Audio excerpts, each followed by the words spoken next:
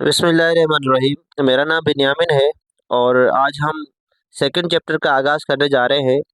Chapter का नाम है एंजाइम। तो आज के इस लेक्चर में हम मुकम्मल कंप्लीट जो चैप्टर है एंजाइम का कोशिश करेंगे इस पूरे चैप्टर को एक ही लेक्चर के अंदर कवर करें।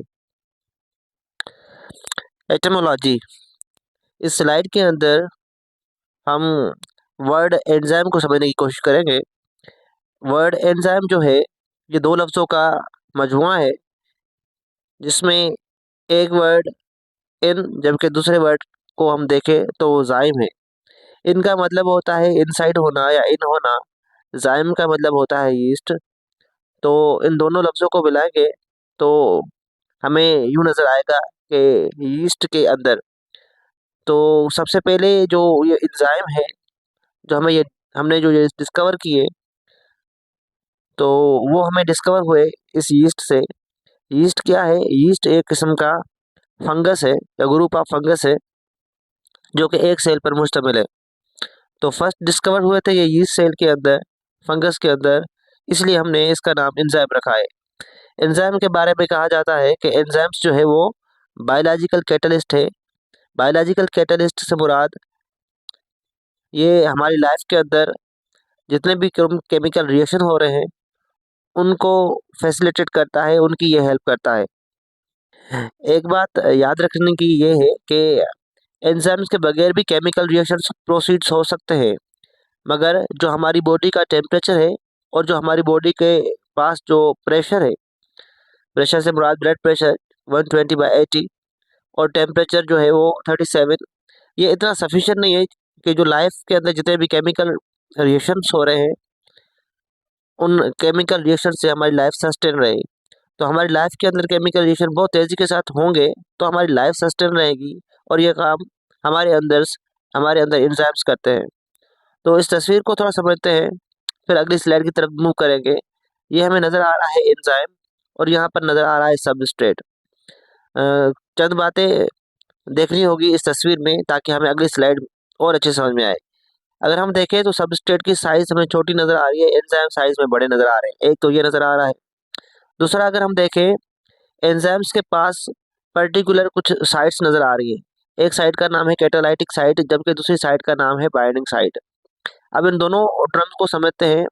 बाइंडिंग साइट ऐसी साइट्स होगी जिसमें सबस्ट्रेट आकर बाइंड होगा। तो यहाँ पर हमें दो बाइंडिंग साइट नज़र आ रही है, एक ये, दूसरी हमें यहाँ पर ये नज़र आ रही है बाइंडिंग साइट।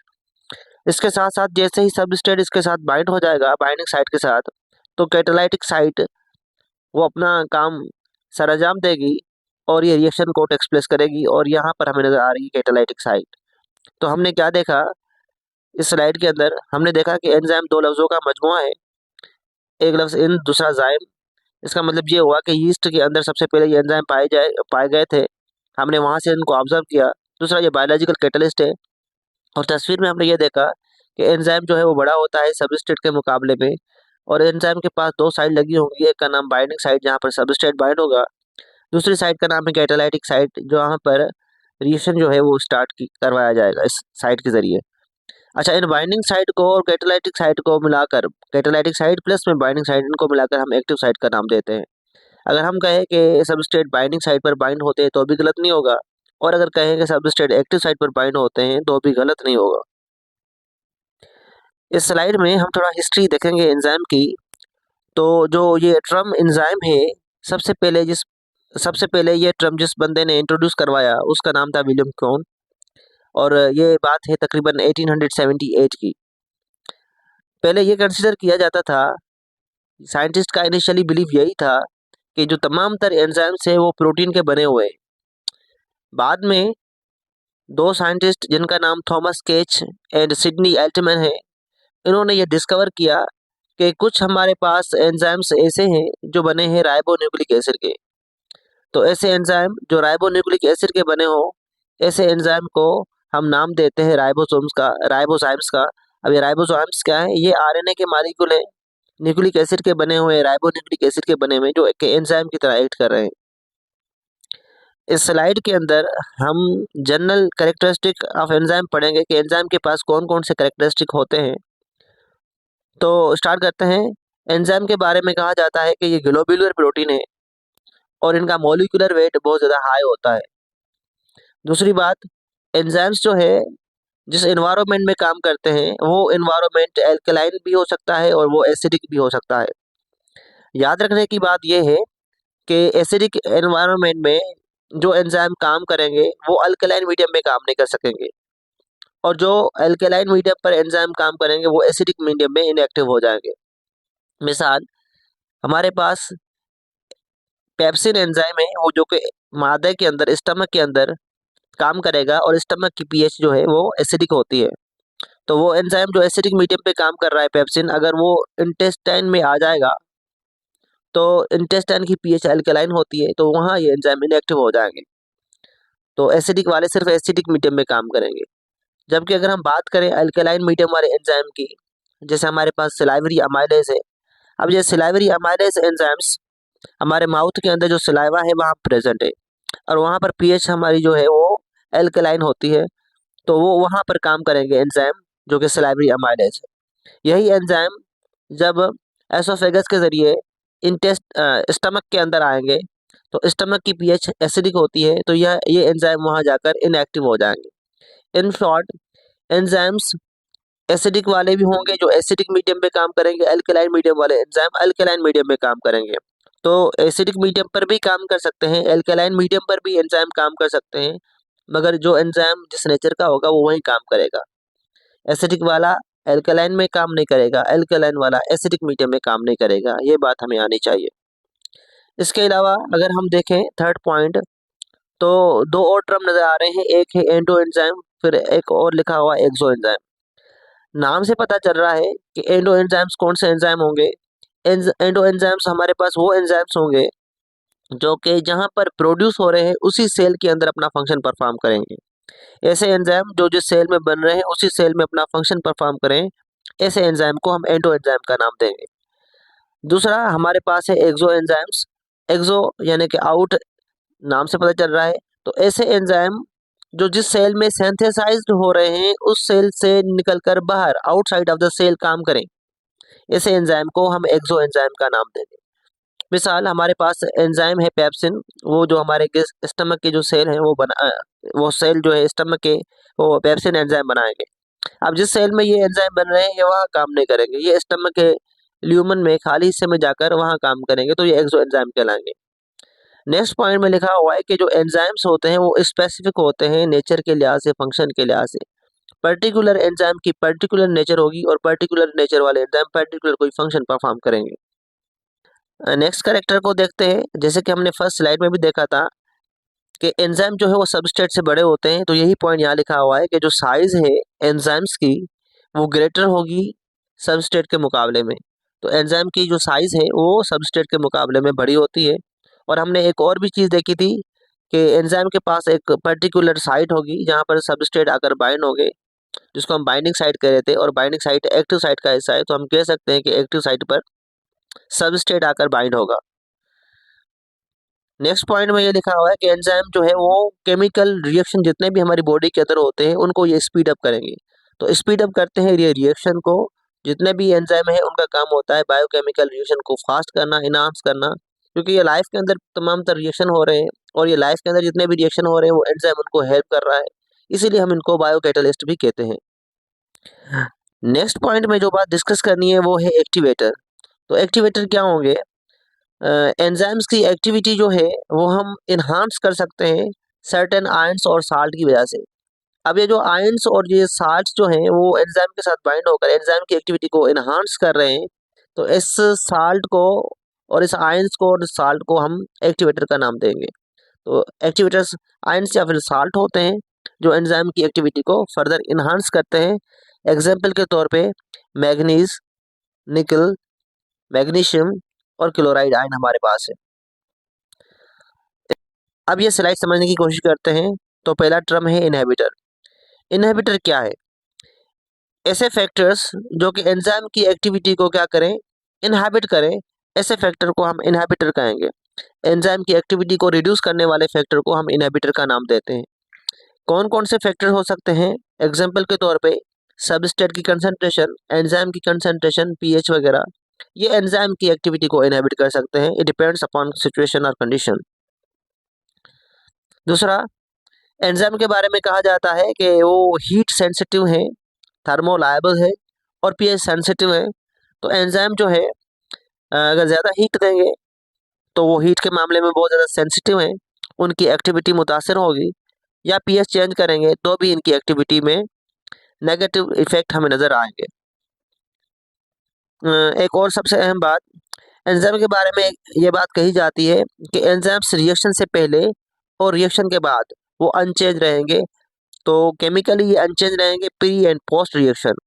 तो एंजाइम कंज्यूम नहीं होते रिएक्शन के दौरान, उनके अंदर कोई चेंजिंग नहीं आती, ना ये कंज्यूम होते हैं, ना इनकी शेप में कोई बिगाड़ आता है। रिएक्शन से पहले और रिएक्शन के बाद वो सेम रहते हैं। अब हम बात करेंगे स्ट्रक्चर ऑफ एंजाइम की। स्ट्रक्चर ऑफ एंजाइम को समझने से पहले अगली स्लाइड को देखेंगे ताकि हमें तमाम तर ये टर्म समझ में आए कि एंजाइम क्या है, substrate, active site, binding site और कैटालाइटिक साइट किसे कहते हैं। एक बार दोबारा देखते हैं। यहाँ पर हमें स्लाइड में नजर आ रहा है एंजाइम। तो ये एंजाइम जो है, ये हमें पता है ये प्रोटीन के बने होंगे या फिर आरएनए के बने होंगे। एंजाइम के पास एक साइट होती है जिसको हम एक्टिव साइट कहते हैं, जो कि मुश्तमिल होती है दो साइट्स पर। एक का नाम है बाइंडिंग साइट, जिस दूसरे का नाम है कैटालाइटिक साइट। बाइंडिंग और कैटालाइटिक साइट को मिलाकर हम नाम देते हैं एक्टिव साइट का। यहाँ पर हमें नजर आ रही है ये दो साइट्स जिसको हम बाइंडिंग साइट कह रहे हैं। इस बाइंडिंग साइट की तरफ आकर ये सबस्ट्रेट आकर बाइंड होगा। उसके बाद कैटालाइटिक साइट अपना रोल प्ले करेगी और सबस्ट्रेट को ब्रेक डाउन कर देगी। तो हमें ये नजर आ रहा है कि एंजाइम्स जो है वो उसके अंदर एक्टिव साइट क्या है, बाइंडिंग साइट क्या है और सबस्ट्रेट क्या है, इसी को दोबारा बैक स्लाइड में जाकर समझने की कोशिश करते हैं। यहाँ पर देखें एंजाइम्स।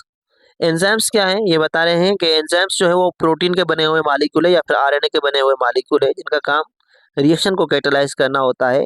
और ये रिएक्शन के दौरान ये कंज्यूम नहीं होते, जैसे है वो सेम रहते हैं वैसे। और सबस्ट्रेट के बारे में क्या लिखा हुआ है, सबस्ट्रेट ऐसे मॉलिक्यूल होंगे जो कि एंजाइम के साथ आकर बाइंड होंगे, जिसके ऊपर एंजाइम एक्ट करेगा।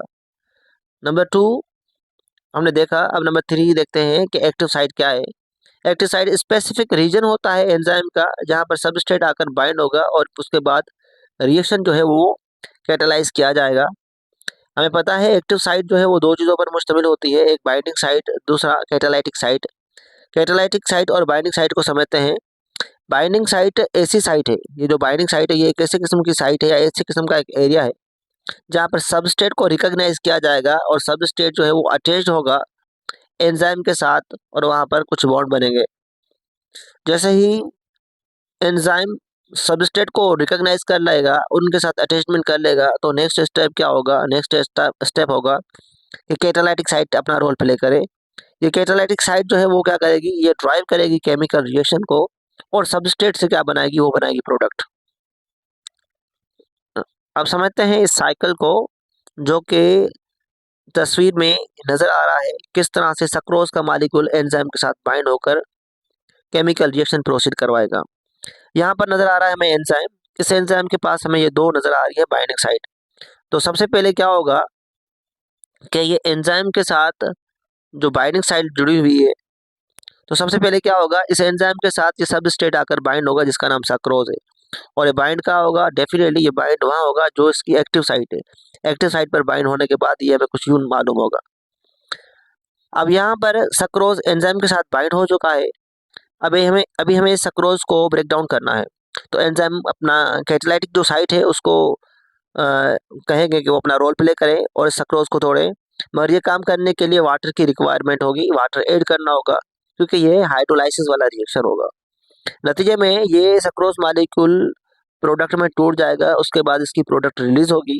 प्रोडक्ट में फ्रक्टोज और हमें ग्लूकोज नजर आएंगे, क्योंकि फ्रक्टोज और ग्लूकोज के मिलने से ही सक्रोज बनता है। जब सक्रोज टूटेगा तो फ्रक्टोज और ग्लूकोज ही बनेंगे। जैसे ही ये प्रोडक्ट रिलीज हो जाएगी तो उसकी जो एक्टिव साइट है एंजाइम की, दोबारा ये फ्री हो जाएगी। नेक्स्ट स्टेप में क्या होगा, यही एंजाइम किसी और सक्रोज को उठाएगा और उस अपनी एक्टिव साइट के साथ बाइंड करवाएगा और वाटर ऐड करना होगा रिएक्शन में। तो एंजाइम क्या करेगा, कैटालाइटिक साइट को इस्तेमाल करते हुए प्रोडक्ट बनाएगा, तो उसके बाद इसकी प्रोडक्ट रिलीज होगी और इसकी एक्टिव साइट फ्री होगी। अगेन सक्रोज जो है वो आएंगे, एक्टिव साइट के साथ बाइंड होंगे, वाटर ऐड किया जाएगा, प्रोडक्ट बनेगी, प्रोडक्ट रिलीज होगी और एक्टिव साइट फ्री होगी, एंड सो ऑन रिएक्शन इस तरह से चलता रहेगा। इस स्लाइड के अंदर हम एंजाइम को फर्दर देखने की कोशिश करेंगे। एंजाइम हमारे पास दो किस्म के हैं, एक का नाम है प्रोटियोजाइम जबकि दूसरे एंजाइम का नाम है होलो एंजाइम। पहले हम बात करते हैं प्रोटियोजाइम की। तो प्रोटियोजाइम्स ऐसे एंजाइम्स होते हैं जो मेडअप होते हैं प्रोटीन के, जो सिर्फ और सिर्फ प्रोटीन के बने होंगे। Sindh text book board Jamshoro के मुताबिक जो एंजाइम प्रोटीन के बने हुए हैं उनमें अमाइलेज और पेप्सिन सरफहरिस्त है।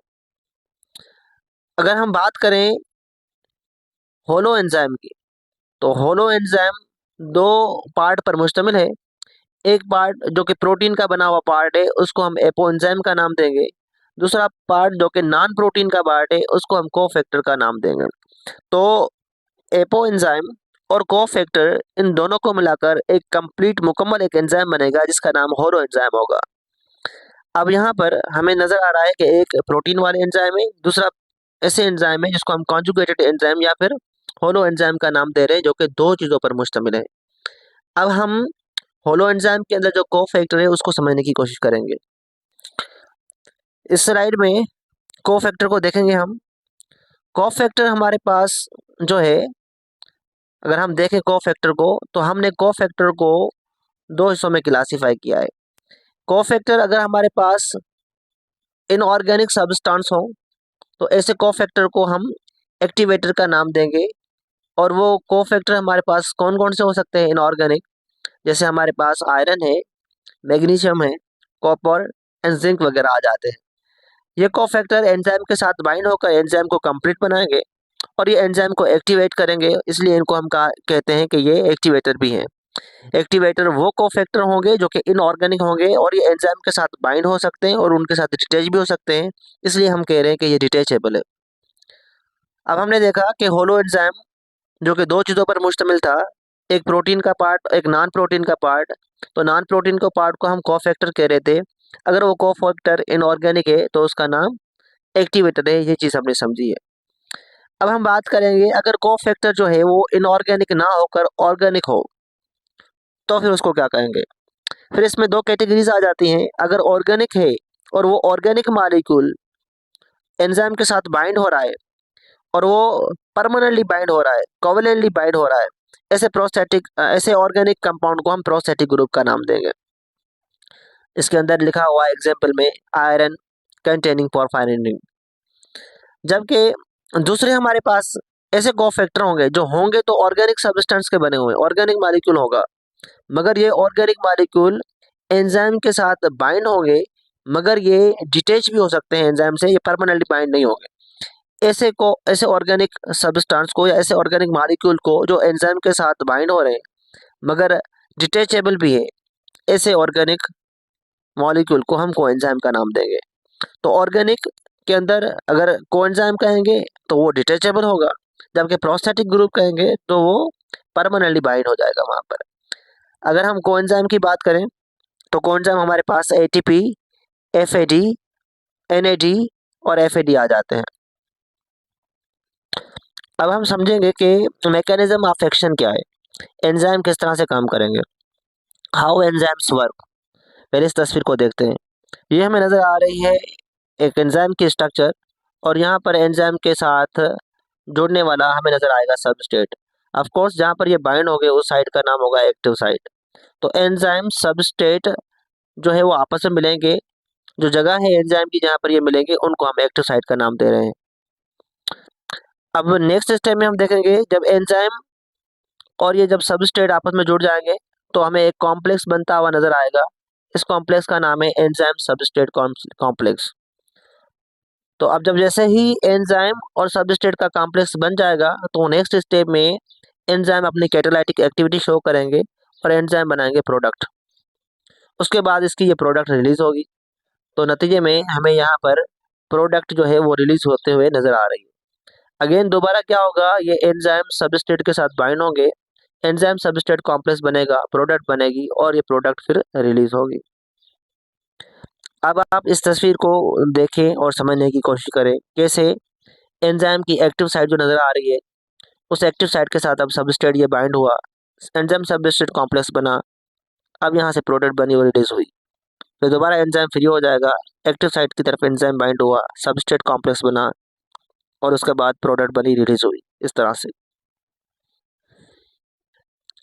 इस स्लाइड के अंदर हम मैकेनिज्म ऑफ एक्शन को डिस्कस करेंगे। तो मैकेनिज्म ऑफ एक्शन एंजाइम के काम करने का जो तरीक़ेकार है उसके हवाले से दो मॉडल्स पेश किए गए हैं। एक मॉडल का नाम है लॉक एंड की मॉडल, दूसरे मॉडल का नाम है इंड्यूसिक मॉडल। तो पहले इस स्लाइड के अंदर हम समझेंगे कि लॉक एंड की मॉडल क्या है। लॉक एंड की मॉडल जिस साइंटिस्ट ने ये थ्योरी प्रपोज की उसका नाम था फिशर और ये बात है 1898 की। तो इस मॉडल को प्रपोज करने के बाद इसके अंदर थोड़ा सा इम्प्रूवमेंट लाई गई, जो कि पाउल फिल्डर एंड डी वुड्स ये दो साइंटिस्ट हैं, इसने इनकी थियोरी को इम्प्रूव किया। थोड़ा थ्योरी को समझते हैं इस तस्वीर की मदद से। यहाँ पर हमें नज़र आ रही है एक तस्वीर लॉक की और उसके साथ एक साइट लगी हुई है लॉक के अंदर, जहाँ पर यहाँ पर की आकर हम इंसर्ट करेंगे की को। नेक्स्ट पिक्चर में लॉक के अंदर जो साइट है जहाँ पर की इंसर्ट की गई है, तो यहाँ पर की को डालने के बाद की तस्वीर जो है वो दिखाई गई है कि लॉक के अंदर की फिट कर दी गई है। तीसरी स्ट्रक्चर के अंदर की को रोटेट किया जा रहा है और लॉक को अनलॉक किया जा रहा है। तो हमने तस्वीर में देखा कि एंजाइम हमने ये तस्वीर में ये देखा कि जो हमारे पास लॉक है, अगर इस लॉक को अनलॉक करना हो तो इसके लिए पर्टिकुलर की रिक्वायरमेंट है। अगर हमारे पास पर्टिकुलर लॉक है तो उसके लिए पर्टिकुलर की होगी, तभी वो पर्टिकुलर की इस लॉक के अंदर फिट होगी और उसके बाद ये लॉक को हम अनलॉक कर सकते हैं। जिस तरह से लॉक और की का जो मॉडल हमें समझाता है कि कैसे लॉक को अनलॉक करने के लिए पर्टिकुलर की होती है, इस तरह से हमें ये मॉडल भी समझाएगा कि पर्टिकुलर एंजाइम के लिए पर्टिकुलर सबस्ट्रेट का होना ज़रूरी है, जो कि पर्टिकुलर एंजाइम की जो साइट है वहाँ पर पर्टिकुलर सबस्ट्रेट आकर बाइंड होगा, तब जाकर उससे पर्टिकुलर कोई प्रोडक्ट बनेगी। जैसे हमारे पास पर्टिकुलर लॉक होता है, ऐसे हमारे पास पर्टिकुलर एंजाइम है। उस पर्टिकुलर लॉक के लिए जैसे पर्टिकुलर की होती है, इस तरह से पर्टिकुलर एंजाइम के लिए पर्टिकुलर सबस्ट्रेट का होना ज़रूरी है। जिस तरह से लॉक एंड की आपस में मिलकर लॉक एंड की कॉम्प्लेक्स बनाएंगे, इसी तरह से एंजाइम और सबस्ट्रेट मिलकर भी एंजाइम सबस्ट्रेट कॉम्प्लेक्स बनाएंगे। फिर इस लॉक को अनलॉक कर दिया जाएगा और प्रोडक्ट बनेगी। इसी तरह से एंजाइम भी सबस्ट्रेट से प्रोडक्ट बनाएगा। तो ये मुशाबियत थी एंजाइम और सबस्ट्रेट की कि कैसे वो एंजाइम और सबस्ट्रेट लॉक और की के साथ मुशाबियत शो कर रहे हैं। अगर अगर इस थ्योरी को हम डिफाइन करें लॉक एंड की मॉडल को, तो ये हमें क्या बताता है? ये हमें बताता है particular enzymes act on a particular substrate. Like a particular lock can be unlocked by a particular key. Particular enzymes जो है वो particular substrate के लिए होते हैं, particular substrate पर ही वो एक्ट करेंगे। बिल्कुल इसी तरह से जिस तरह से particular lock को अनलॉक करने के लिए हमारे पास particular की होती है, पर ये लॉक और की का जो मॉडल है इसके लिए फिजिकल कॉन्टैक्ट का होना ज़रूरी है, यानी कि एंजाइम जो है वो फिजिकली कांटेक्ट करेंगे किसके साथ? सबस्ट्रेट के साथ। तो सबस्ट्रेट और एंजाइम का फिजिकल कांटेक्ट होना जरूरी है। अब हम बात करेंगे दो और पॉइंट का। एक पॉइंट है स्पेसिफिसिटी, दूसरे पॉइंट का नाम है सिलेक्टिविटी। तो पहले समझते हैं कि स्पेसिफिसिटी क्या है। जिस तरह से पर्टिकुलर एंजाइम्स होती है, जैसे पर्टिकुलर हमारे पास अगर लॉक है या पर्टिकुलर हमारे पास कोई एंजाइम है, तो उसके पास पर्टिकुलर कोई ना कोई साइट होगी। यहाँ पर पर्टिकुलर कोई ना कोई साइट नजर आ रही है, ये साइट यूनिक होगी। ये जो यूनिक स्पॉट है लॉक का या एंजाइम का, ये मैच होगा पर्टिकुलर सबस्ट्रेट के साथ। जैसे कि पर्टिकुलर लॉक के लिए पर्टिकुलर की होती है, इस तरह से पर्टिकुलर एंजाइम के लिए पर्टिकुलर सबस्ट्रेट होगा। Again I repeat, particular lock can be design for particular की, इस तरह से पर्टिकुलर एंजाइम पर्टिकुलर सबस्ट्रेट के लिए होगा, क्योंकि मखसूस एंजाइम मखसूस सबस्ट्रेट के लिए है। इसी वजह से हम कह सकते हैं कि एंजाइम्स आर वेरी स्पेसिफिक, और इसी को हम स्पेसिफिसिटी का नाम देते हैं। दूसरा सेलेक्टिविटी। अब जो सेलेक्टिविटी है इसका क्या मतलब है? सेलेक्टिविटी का मतलब ये होगा, जैसे हमारे पास ये लॉक है, इस लॉक के अंदर हर कोई की जो है वो इसके अंदर इंसर्ट नहीं हो सकती। पर्टिकुलर लॉक के लिए पर्टिकुलर की ही उसके अंदर इंसर्ट कर दी जाएगी, तभी ये लॉक अनलॉक होगा। दूसरी की अगर डालेंगे तो वो रिजेक्ट हो जाएगी, वो इसके अंदर से इंसर्ट नहीं होगी। सिमिलरली जो एंजाइम्स है वो क्या होते हैं, वो बड़े ज़्यादा ही सिलेक्टिव होते हैं। वो ख़ास मालिक्यूल को ही अलो करेंगे कि वो आकर उसके साथ रिएक्ट करे, फिट हो। दूसरे जो मालिक्यूल है उनको ये रिजेक्ट कर देगा। सिलेक्टिविटी के बारे में यही लिखा हुआ है कि एंजाइम जो है वो ओनली अलो करेगा राइट मालिक्यूल को, ताकि वो फिट हो सके और रिएक्ट करे। बाकी जो दूसरे मालिक्यूल्स जो होंगे ये उनको क्या कर देगा, वो उनको रिजेक्ट कर देगा। इसलिए हम कह सकते हैं कि एंजाइम्स सेलेक्टिविटी को भी देखते हैं और स्पेसिफिसिटी के लिहाज से भी वो बड़े मखसूस होते हैं। दूसरा, जितने भी एंजाइम्स हैं इस मॉडल के तहत उनकी एक डेफिनेट शेप होगी और वो रिजिड होंगे। रिजिड से मुराद इनकी जो एक्टिव साइट है उनके अंदर कोई भी हमें फ्लेक्सिबिलिटी नज़र नहीं आएगी, वो हमें रिजिड नज़र आएंगे, उनके अंदर कोई चेंजिंग नज़र नहीं आएगी। स्लाइड के अंदर हम एग्जाम्पल को समझेंगे लॉक एंड की मॉडल का। तो लॉक एंड की मॉडल का एक एंजाइम जो है वो दिखाया गया है, जिसका नाम ये यूरियस है। अब ये जो यूरियस एंजाइम है ये यूरिया और वाटर को लेगा एज अ सबस्ट्रेट, वहाँ पर अपने एक्टिव साइट की तरफ बाइंड करेगा और वहाँ से प्रोडक्ट बनाएगा अमोनिया और कार्बन डाइऑक्साइड। अब ये जो यूरियस एंजाइम है ये वाटर और यूरिया को मिलाकर अमोनिया और कार्बन डाइऑक्साइड बनाएगा और किसी भी सबस्ट्रेट के साथ ये बाइंड नहीं होगा, लॉक एंड की मॉडल के मुताबिक। इस स्लाइड के अंदर हम समझने की कोशिश करेंगे कि इंड्यूस फिट मॉडल क्या है। ये दूसरा मॉडल है। ये मॉडल प्रपोज किया था कॉशलैंड ने 1959 में। ये मॉडल हमें क्या बताता है, नाम से ही पता चल रहा है इंड्यूस फिट मॉडल का मतलब क्या होगा। इंड्यूस फिट मॉडल को जरा समझते हैं इस तस्वीर से, इसको नाम को भी समझते हैं। पहले यहाँ इस तस्वीर को गौर से देखो, यहाँ पर हमें नजर आ रहा है एक एंजाइम और एंजाइम की यहाँ पर नजर आ रही है एक पर्टिकुलर साइट जिसको हम एक्टिव साइट कहते हैं, और यहाँ पर हमें नजर आ रहा है सबस्ट्रेट। अब ये जो सबस्ट्रेट है अगर गौर से देखें ये ट्राइंगल शेप का है, जबकि एक्टिव साइट की शेप उससे मैच 100% मैच होती हुई नजर नहीं आ रही। तो फिर क्या होगा नेक्स्ट स्टेप में, ये एंजाइम जो है इसकी जो एक्टिव साइट है यहाँ एक्टिव साइट की तरफ बाइंड होगा ये सबस्ट्रेट, और जैसे ही ये सबस्ट्रेट एक्टिव साइट की तरफ बाइंड होगा तो ये सबस्ट्रेट इंड्यूस करेगा इस एंजाइम की एक्टिव साइट को, ताकि ये एक्टिव साइट के अंदर कोई चेंजिंग आए इस तरह से कि सबस्ट्रेट के साथ एंजाइम सही से बॉन्ड बना सके, सही से फिट हो सके। इट मीन्स ये सबस्ट्रेट इंड्यूस कर रहा है एंजाइम की एक्टिव साइट को ताकि चेंजिंग आए और सबस्ट्रेट सही से फिट हो। नतीजे में ये एंजाइम और ये सबस्ट्रेट आपस में सही से फिट हो जाएंगे। अब एक्टिव साइट सबस्ट्रेट के मुताबिक फिट बैठ रही है। इसी वजह से हम इसको नाम देते हैं इंड्यूस फिट मॉडल का, क्योंकि सबस्ट्रेट ने इंड्यूस करवाया एंजाइम की एक्टिव शेप को कि वो अपने अंदर सबस्ट्रेट को सही से बाइंड करवा सके। तो हमने क्या देखा कि जो इसकी एक्टिव साइट है वो रिजिड नहीं है, एक्टिव साइट इसकी क्या है, वो फ्लेक्सिबल है। एग्जाम्पल हेक्सोकाइनेज कार्बोनिक एनहाइड्रेस आ जाते हैं इंड्यूस फिट मॉडल के अंदर। अगर हम एक लाइन में डिफाइन करें कि what is induce fit model तो हमें एक चीज समझ में आएगी।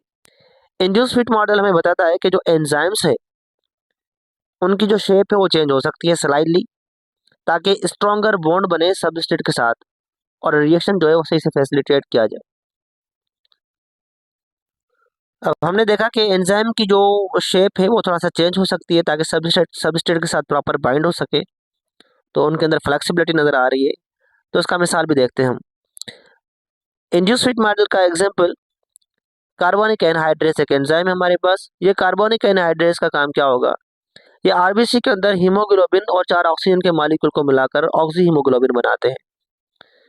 तो यहाँ पर हीमोग्लोबिन और ऑक्सीजन मिल रहे हैं, ऑक्सी हीमोग्लोबिन बना रहा है एंजाइम, और एंजाइम का नाम है कार्बोनिक एनहाइड्रेस। अब यही कार्बोनिक एनहाइड्रेस एंजाइम, क्योंकि इनके अंदर फ्लेक्सिबिलिटी है तो ज़रूरी नहीं है कि वो हीमोग्लोबिन और ऑक्सीजन को ही मिलाए, ये चाहे तो कार्बन डाइऑक्साइड और वाटर को भी मिला सकता है और वहाँ से बना सकता है कार्बोनिक एसिड। अब एंजाइम सेम है, कार्बोनिक एनहाइड्रेस जो ऑक्सी हीमोग्लोबिन बना रहा था, अब दूसरी स्ट्रक्चर में दूसरी जो है इक्वेशन में हमें नज़र आ रहा है कि ये वाटर और कार्बन डाइऑक्साइड को मिलाकर कार्बोनिक एनहाइड्रेस बना रहा है। और ये एंजाइम सेम है, वही एंजाइम है जो कि कार्बोनिक एनहाइड्रेस हमने ऊपर देखा। अब यही कार्बोनिक एसिड आगे चलकर हाइड्रोजन आयन और बाइकार्बोनेट आयन में टूट जाएगा। तो कहने का मतलब ये है कि एंजाइम एक है तो ज़रूरी नहीं हो वो एक ही सबस्ट्रेट को फिट करे अपने अंदर, क्योंकि एंजाइम की जो एक्टिव साइट है वो फ्लेक्सिबल है, उनके अंदर चेंजिंग आ सकती है। जैसे ही सबस्ट्रेट एक्टिव साइट की तरफ बाइंड होगा उसके अंदर चेंजिंग इंड्यूस हो सकती है, तो एक एंजाइम एक से ज़्यादा भी रिएक्शन परफॉर्म कर सकता है। कहने का मतलब ये है कि इंड्यूस फिट मॉडल ऐसा मॉडल है कि कुछ एंजाइम उस मॉडल के तहत काम करेंगे। इसका मतलब कतन ये नहीं है कि इससे पहले जो लॉक एंड की मॉडल पढ़ा है वो गलत है, वो भी सही है। कुछ एंजाइम्स ऐसे होंगे जो लॉक एंड की मॉडल को फॉलो करेंगे और कुछ एंजाइम्स ऐसे होंगे जो कि इंड्यूस फिट मॉडल को फॉलो करेंगे। अब हम बात करते हैं एनर्जी ऑफ एक्टिवेशन की। तो एनर्जी ऑफ एक्टिवेशन किसे कहते हैं?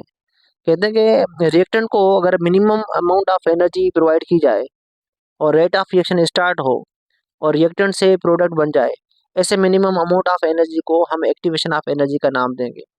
देखो, एक तो हमारे पास यहाँ पर नजर आ रहा है रिएक्टेंट, इसके पास अपनी कुछ ना कुछ तो एनर्जी होगी, और मजीद हम कितनी मिनिमम एनर्जी दें ताकि ये रिएक्टेंट प्रोडक्ट में चेंज हो जाए। तो ये मिनिमम अमाउंट ऑफ एनर्जी जो हम एक्स्ट्रा दे रहे हैं किसी भी रिएक्टेंट को ताकि रेट ऑफ रिएक्शन प्रोसीड हो और रिएक्टेंट से प्रोडक्ट बने, उसको हम एक्टिवेशन ऑफ एनर्जी का नाम देंगे। यहाँ पर हमें दिखाया गया है कि ये एक बॉल है या एक रिएक्टेंट है। इस रिएक्टेंट को हमें प्रोडक्ट में चेंज करना है, तो इसके लिए इतनी चेंज ऑफ एनर्जी जो है ना रिक्वायर्ड है, इतनी अमाउंट ऑफ एनर्जी रिक्वायर्ड है।